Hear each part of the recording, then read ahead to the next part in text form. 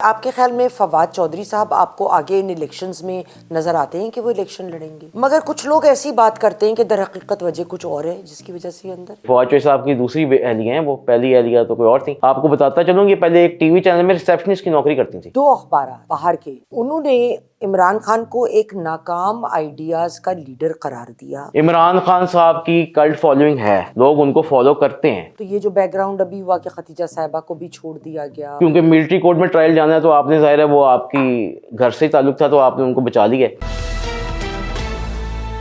ख़वातीन व हज़रात, अस्सलाम वालेकुम। मैं हूँ आपकी मेज़बान यास्मीन आफ्ताब अली, चैनल और प्रोग्राम यास्मीन आफ्ताब अली के साथ। इससे पहले कि हम आपका तारुफ अपने मेहमान से कराएं, ये मैं आपको बताना चाहती हूँ कि आपकी मोहब्बत और ताउन के साथ हमारा टारगेट 200 सब्सक्राइबर था 1 महीने में, मगर हमने 3 हफ्ते में ये टारगेट अचीव कर लिया। अब 1 महीने में हमारा टारगेट सिर्फ 100 सब्सक्राइबर है। आपकी मोहब्बत और ताउन की ज़रूरत है। अपने स्क्रीन पे बेल आइकॉन को प्रेस करें या सब्सक्राइब का बटन दबाएं, और प्रोग्राम अगर आपको पसंद आए, ये मैं पहले से बता रही हूँ, तो लाइक ज़रूर करें, शेयर करिए और कमेंट बॉक्स में कमेंट देना मत भूलिएगा।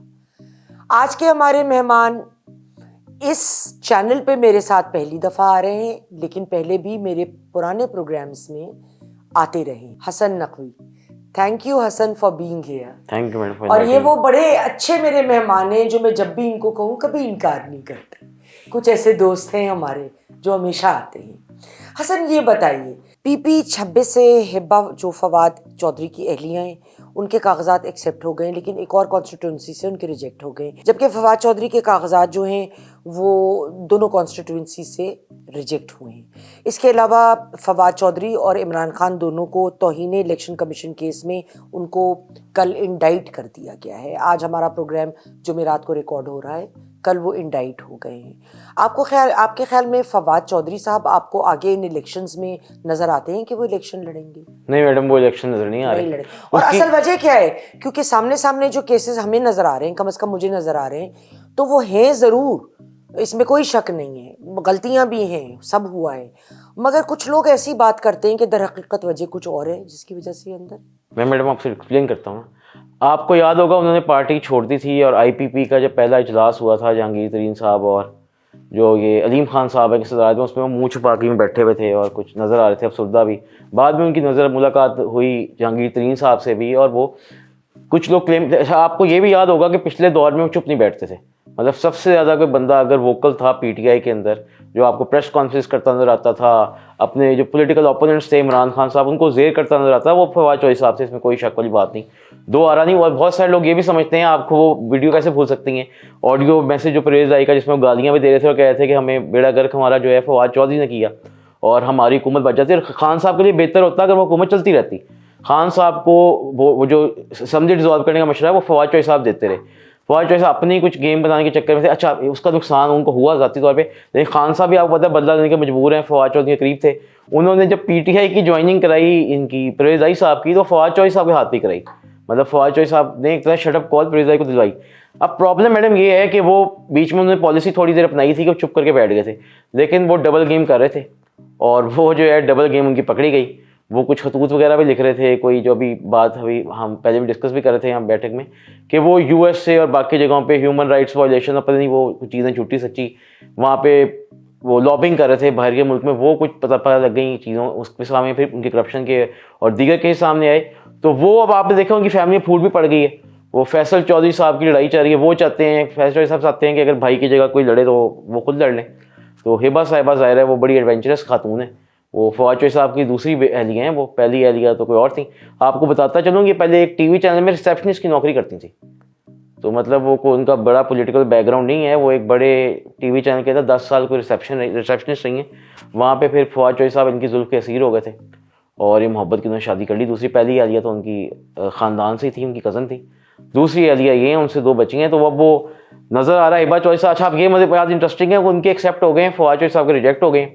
तो वो काफ़ी देर से इमरान खान साहब को सपोर्ट से कर रही थी, वो अपने आप को कोई चाह रही थी, कोई एक तो पार्लियामेंट में आने के लिए बड़ी एम्बिशियस है, दूसरे वो मिनिस्टर ही बनना चाहती हैं। अच्छा ये बताइए हसन कि दो अखबारात बाहर के बहुत दोनों स्ट्रॉन्ग अखबारात हैं और दोनों ने बहुत फ़र्क अपनी जो ओपिनियन है पाकिस्तान की सियासी पस मंज़र में इस वक्त जो चल रहा है उस पर तबसरा किया है। वॉल स्ट्रीट जर्नल के एक ओपिनियन राइटर हैं, ये वॉल स्ट्रीट की खबर नहीं थी, ये एक ओपिनियन राइटर की, लेकिन आप जानते हैं हसन जो बड़े अखबारात होते हैं उसमें ओपिनियन राइटर्स को भी बहुत देखभाल के और उनकी ओपिनियन भी एक बड़ा वैल्यू रखती है because of the forum they are using. उन्होंने इमरान खान को एक नाकाम आइडियाज़ का लीडर करार दिया और ये कहा कि अगर इमरान खान साहब मिलिट्री की हर मुखालफत के बावजूद वापस आ जाते हैं तो उनके लिए तो अच्छा होगा ये, लेकिन ये पाकिस्तान के हक में बेहतर नहीं होगा।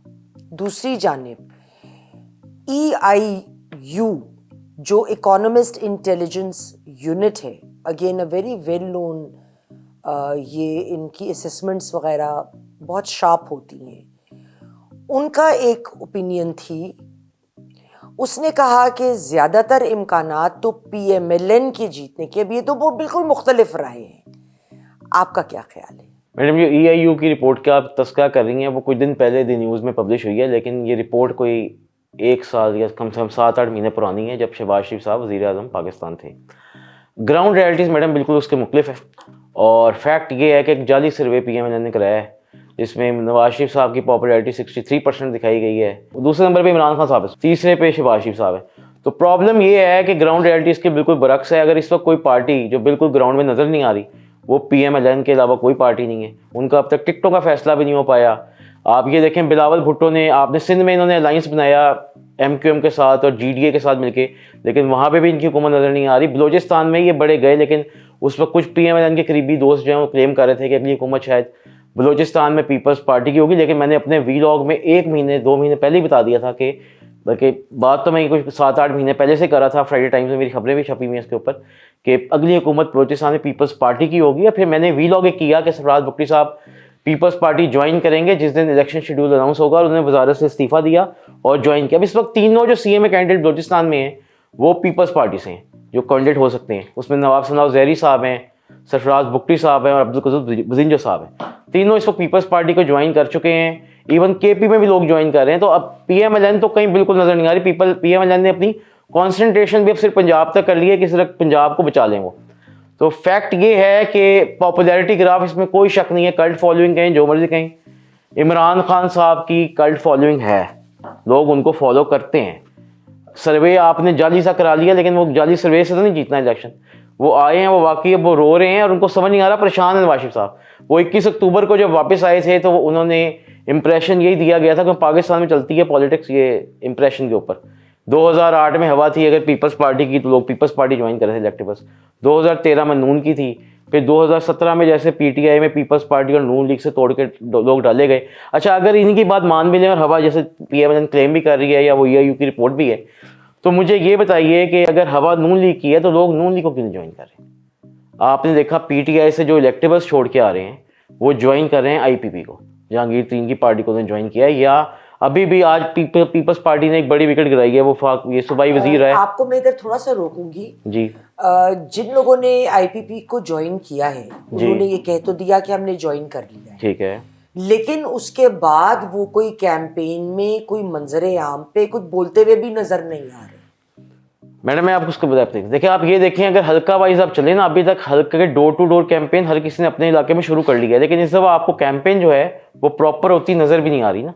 आप ये देखें इस वक्त बिलावल भुट्टो जरदारी जलसे कर रहे हैं, वो KP में भी गए, बलोचिस्तान में भी गए, इवन IPP जो है जहांगीर, अभी तक IPP में अगर किसी ने बड़े ने जलसा किया है तो जहांगीर तरीन ने या जो है आपके अलीम खान साहब ने की है। हाँ, लेकिन अगर आप ग्राउंड रियलिटी देखें तो ये पीपल्स पार्टी की बात ही कर रहे हैं। नदीम अफजल चंद बड़ी अच्छी कैंपेन कर रहे हैं अपनी, वो इस दफ़ा उनका जो साइब वो इधर क्या कहते हैं आपका सरगोदे वाली साइड में उनका PP80 में मरीम नवाज से मुकाबला है, और मैं आपको प्रेडिक्ट कर लेता हूँ, मैं उस हल्के को विजिट भी करके आया हूँ, वहाँ पे मरीम नवाज साहबा की ज़मानत जब्त होगी ये मैं आपको कह रहा हूँ, प्रेडिक्ट कर रहा हूँ। उसके अलावा आप हसन मुर्तज़ा साहब को देख लें, वो अच्छी डोर टू डोर कैंपेन कर रहे हैं, बाइकों में बैठ रहे हैं, लोगों से मिल रहे हैं, बैठकों में बैठ रहे हैं, उनके साथ गमी खुशी में जा रहे हैं।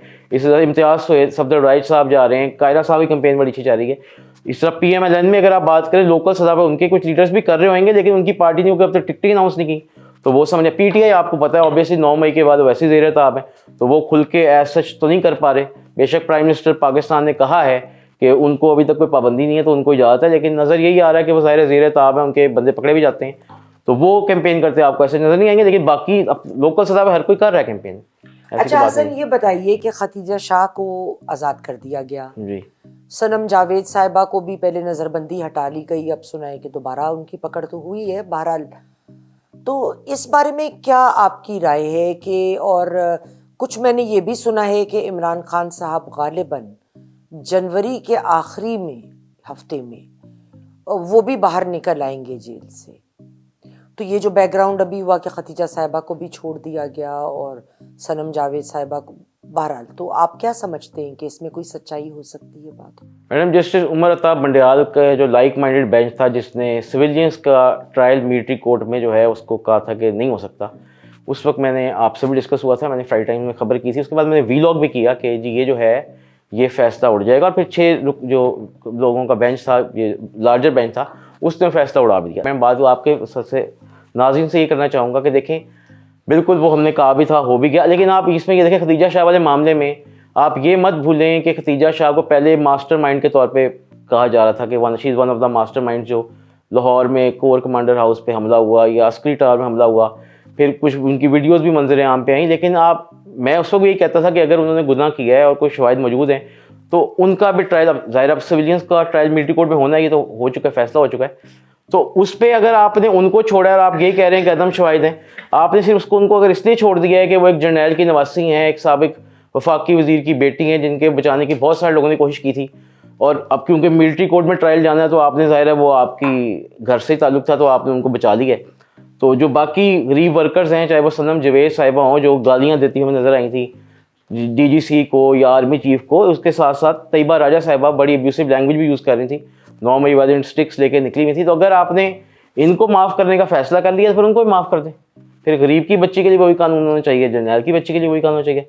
लेकिन अगर इनके खिलाफ भी शवाहिद नहीं है, उनके खिलाफ भी शवाहिद नहीं है, और इनको छोड़ दिया, उनको नहीं छोड़ा, उनको दोबारा पकड़ लिया गया, तो फिर उनको भी पकड़ लें।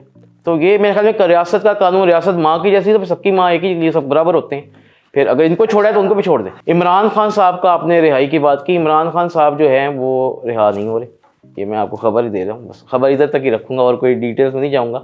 इमरान खान साहब इलेक्शन से पहले बाहर भी नहीं आ रहे, और इमरान खान साहब इस दफ़ा कैंडिडेट भी नहीं होंगे, इलेक्शन लड़ने के लिए अहल नहीं होंगे। अच्छा हसन, एक आखिरी सवाल आपसे मैं ये पूछना चाहूँगी, थोड़ा सा इसका मैं हवाला बता दूँ। एक हमारे बड़े सीनियर एनालिस्ट दोस्त, वो एक फंक्शन में थे आज से 2 दिन पहले, और वहाँ पे वो एक बड़े सीनियर पुलिस ऑफिशियल से उनकी मुलाकात हुई, और वहाँ पे जो KP के हवाले से बात हुई वो ये था कि जी 42,000 सिक्योरिटी एहलकारों की कमी का सामना है वहाँ पर।